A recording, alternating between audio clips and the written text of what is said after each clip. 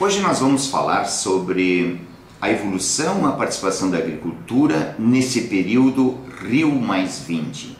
Nós estamos falando em 20 anos de evolução, 20 anos de mudança.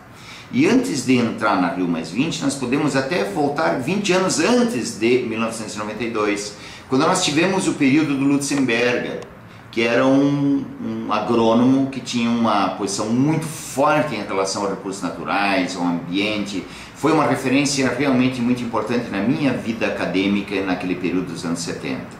Hoje nós podemos dizer assim com absoluta segurança: as exigências da lei são muito maiores do que as bandeiras que defendia o Lutzenberger naquela época. Isso já mostra o grau, a intensidade da mudança. Se nós pensarmos na agricultura, nesse composto de sustentabilidade, de produção, de eficiência, a agricultura também mudou muito. Primeiro ponto, e talvez a referência mais importante, é o plantio direto. Em 1992, nós tínhamos em torno de 4% da área sob plantio direto no Brasil e também no sul do Brasil, onde o plantio direto iniciou. Em 2012, 20 anos depois, nós temos aproximadamente 75%, quase 80% da área sob plantio direto.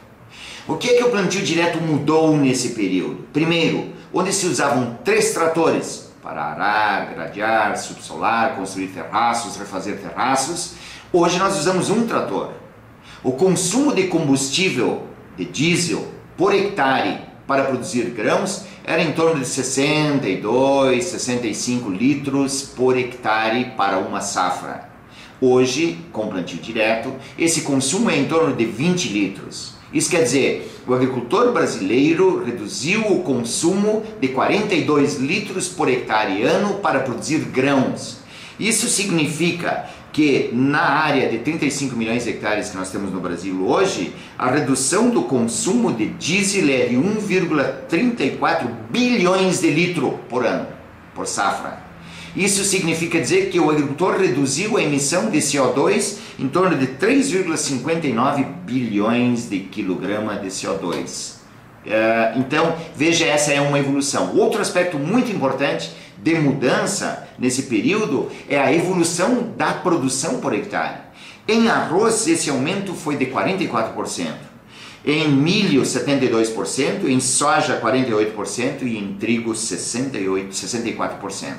O agricultor, sim, fez a sua parte no processo Rio+20 de contribuição para a sustentabilidade e para a eficiência de uso de recursos naturais. E isso ainda não estamos falando na redução de erosão. Os dados de pesquisa mostravam mais de 20 toneladas de perda de solo por enxurradas, erosão, nas áreas onde nós tínhamos aração, gradagem ou subsolagem.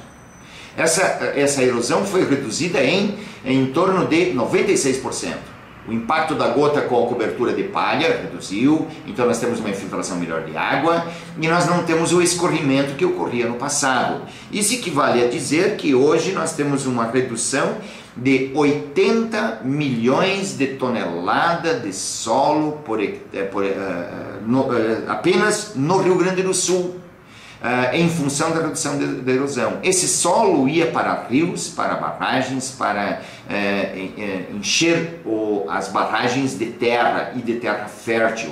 Então o agricultor está reduzindo o consumo de combustível fóssil, aumentando a eficiência na produção e ao mesmo tempo reduzindo a perda de erosão de solo por enxurradas. Outro aspecto também muito importante é a questão da fauna e da flora.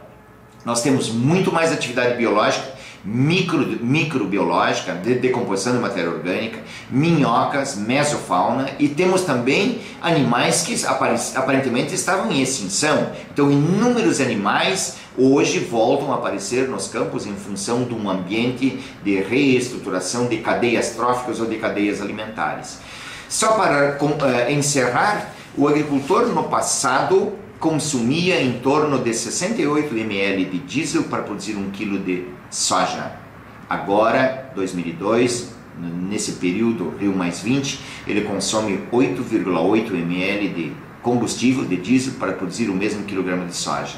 Essa diferença mostra a eficiência efetiva de participação da agricultura no processo da sustentabilidade no período Rio+20. O agricultor produzindo biomassa vegetal é o único segmento da economia capaz de sequestrar, tirar CO2 do ar e armazenar em plantas. Os demais segmentos, urbanos, pessoas, indústria, toda a economia, ela pode reduzir a emissão de CO2, mas não é capaz de tirar outra vez o CO2 do ar e fixar no campo, a não ser o agricultor.